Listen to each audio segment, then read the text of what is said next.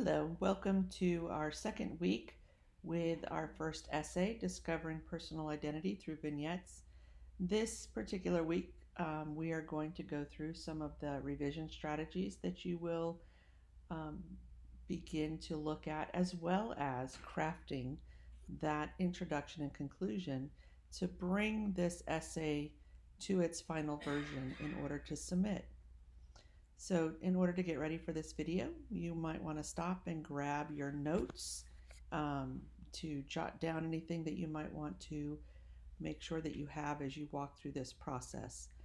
Another thing that you might want to have out is the draft that you have created of your vignettes that you submitted, and you can have that out or next to you as you walk through this video. So our guiding questions include the following. We want to talk about how we begin the revision process for this essay. We are also going to now talk about how we're going to bring and develop that introduction and conclusion. And then we want to look at what are some things you want to look for before you submit your final draft. So each of those three pieces are going to get covered in this video so that you can bring your essay from a draft version to getting it ready for final submission. So if you remember from last week, we focused on the fact that the shape of our essay is going to basically include three things: an introduction, a body, and a conclusion.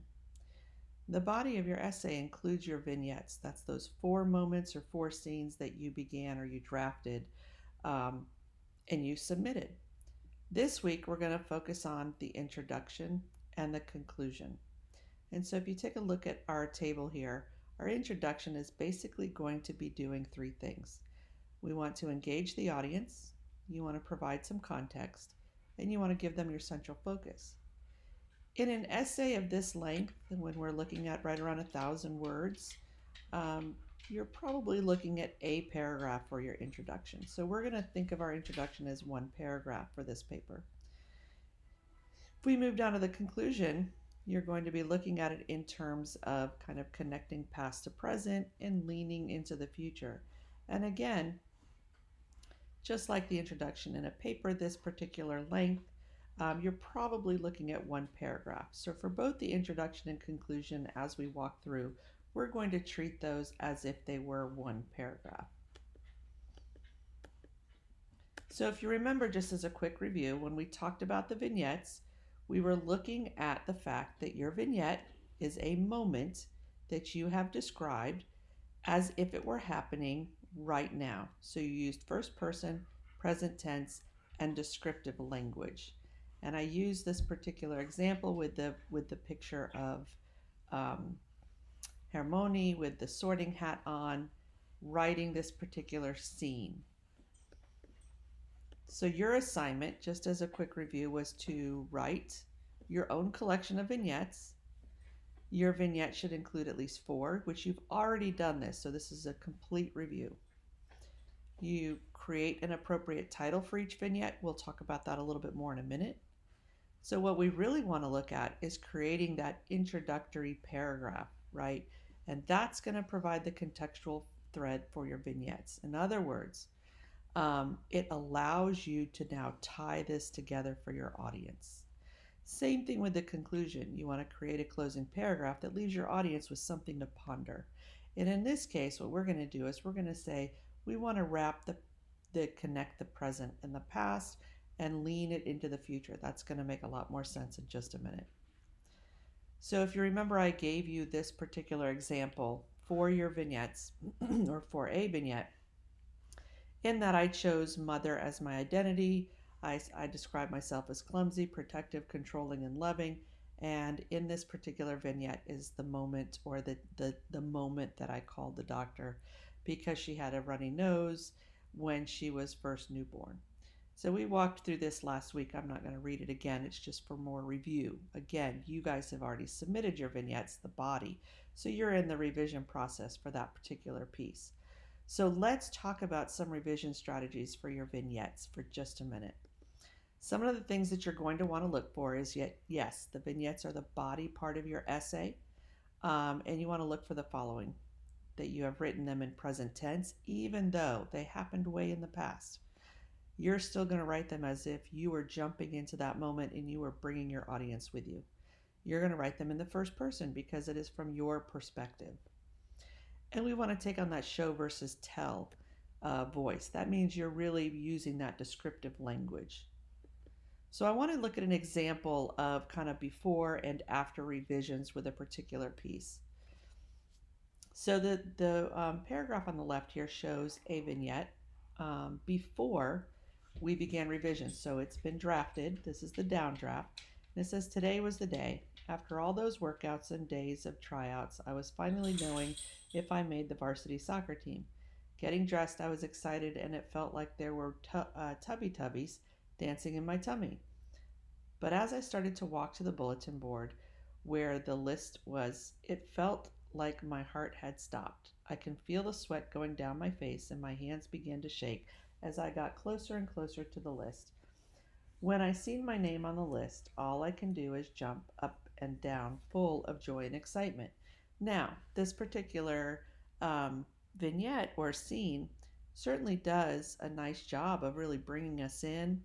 It is describing the scene. A couple of the things that we're going to look at is that it is narrating something. So again, it's in the past tense.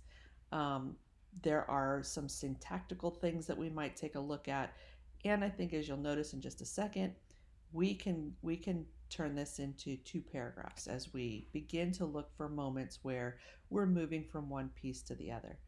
So let's take a look at after we've looked at the revisions. And again, we've gone through the revision strategies of looking for that show versus tell, that present tense, and of course in the first person. The other thing that we can look at is that we can add some punctuation that might help the audience understand how you want them to read a particular piece. So take a look at the revision part. "Today is the day. After all the grueling workouts and long days of tryouts, I am finally going to know if I made the varsity soccer team. As I get dressed, I am excited and it feels like there are tubby tubbies dancing in my tummy. I begin walking towards the bulletin board where the list has been meticulously posted and it feels like my heart has stopped. As I get closer to the list, I feel the sweat rolling down my face and my hands begin to shake. I see my name on the list, and all I can do is jump up and down, full of joy and excitement, and then realize that this is just the beginning." So, if you notice a couple of things that we have done is to add this punctuation of an exclamation point after here, right? It gives the audience a little bit more communication on how that you want that read. Now, if you also notice that it's been switched to the present tense, so instead of "today was the day," today is the day. After all the grueling workouts, so we describe the workouts a little bit more, um, and long days of tryouts, right? Instead of just days of tryouts, what kind of tryouts were there? I am finally going to know if I made the varsity soccer team. So again, we've moved it into the present tense, right? As I get dressed. The other part I want you to notice is that there are two paragraphs here instead of one. And the reason for that is if you look at the way this particular vignette has been um, spoken or written, per se, there's moments, right? We have one full section where the person is at home getting dressed. Now we've moved to wherever this is, if it is this person's school, and they're looking at the list. So we've got two different kind of topics going on that create this whole story. So we want to communicate that with the use of different paragraphs. So again, you've got this before and after revisions. So it brings us back just to kind of take a quick look just one last time, is that what we've been working on with your revisions has been the body of your paragraph. Let's now talk about introduction and conclusion to bring your essay into its full development. When we look at the purpose for an introduction, we really want to think of it as functioning in three ways. It engages your audience, provides context for your audience, and then, in this case, for this paper, it's the central focus, which happens to be your identity and how you define yourself in it. So when we think about a drafting strategy for understanding the central focus. Again, we talked about this last week, but one of the things you might do is say, in this essay, I am writing about me as, and in my case, I say mom, who is someone that. So you've defined it. Now, this is a drafting strategy. Notice I'm announcing it, but it's also helping me get it out, right? So I might say, in this essay, I'm writing about me as a mother who is someone that is clumsy, protective, and loving. In this case, for the drafting, what I've done is I can define what I'm doing in this paper. You are not going to announce it in the draft of your introduction. And let me show you what I mean by that. So if I use this as my way to kind of weed out or tease out what I'm trying to do in this paper, I can now think about the drafting of my introduction. I go back to that piece where we talked about that the introduction does three things. It engages, provides context, and the central focus. So take a look at this kind of draft of an introduction. Parenting is like circumnavigating the globe without a map, but oh, what a ride. While there are thousands of books, websites, and blogs dedicated to helping parents raise their children, not one prepares you for the emotional roller coaster of fear, anxiety, anger, relief, and absolute joy that it is being a parent. As a mom, I take on a precarious role as I navigate being a mom to both a girl and a boy. Navigating this role has created the clumsy, protective, and loving mom that I am today. So if we were to take this and we were to kind of dissect it for just a second, let me see if I can highlight it. You notice that I've got this piece here that engages the audience. That's that quote I'm using to kind of pull my audience in, right?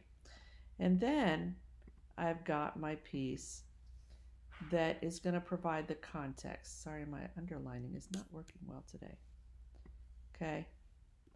So I've got these different pieces. This middle piece just kind of engages my audience in the context of what it is I am trying to do and acts as a bridge, right, to get to this central point, which is my identity. Okay? And that's the central focus. So I've got my engagement. That's the thing that kind of brings them in. I've got the context, and then I've got a central focus. Now, of course, if I were to go back and look at this 100 more times, I would probably change it, but you get the idea. When we're drafting our conclusion, we want to look at it as yet another opportunity to continue the engagement with our audience and bring our essay to a close. And so for this essay, this means that you want to develop your closing paragraph in such a way as to connect the past to the present and then lean it into the future. So one particular example is this quick one. This is actually a student who allowed me to share their work. And it says, these memories are all engraved in my mind like as if they had just happened. Each one is special with their own meanings and significance. What I can take away from all these is that each one has had an impact on me more than on the surface. The respect that I've earned from my coaches and teammates is reassuring. The times that I doubted myself, thinking I wasn't good enough. These separate experiences have helped shape my identity as an athlete. Each one is a glimpse into the complex yet wonderful world of who I am, and each moment helps to shape not only my past and present, but also my future.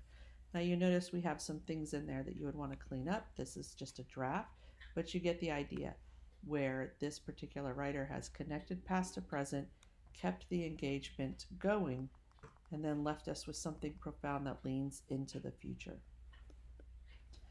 So a couple of things you want to keep in mind as you get your essay ready to submit, or as you walk through this week of workshopping, is you want to make sure that your body of the essay includes at least 4 vignettes. That's the 4 moments that you have used to describe you. The essay includes an introduction and conclusion. Again, we talked about how in this essay, for the length that it is, this would be probably a paragraph each. And this brings your essay to its full shape. The vignettes use descriptive language in the form of, let's say, sensory details or figurative language. We've looked at several examples of that. Each vignette has a subtitle. You will put subtitles on these vignettes. It allows your audience to connect to them more. Then your essay also has a title. And again, the essay, it's not essay one, it's not vignettes. Create a title that really speaks to what you are doing. You want to also look and make sure that your essay has gone through the dental draft. Remember, that means that you're looking for those grammar or syntactical bobbles that need to be addressed. As you saw in our example of the conclusion paragraph we just looked at, that hasn't gone through the dental draft yet, and there are several things that need to be fixed up in there. And that the essay is also formatted with the MLA format, and that just means in this particular sense that you use size 12 Times New Roman font, and that your essay is double spaced. This is a good checklist. This is also listed in the assignment in Canvas. When you go to click on it, you'll see this for just to kind of get those last minute reminders. Other than that, enjoy the week revising, workshopping your essay. I look forward to reading them, and please let me know if you have any questions or you'd like to set up a phone conference. Thank you. Bye.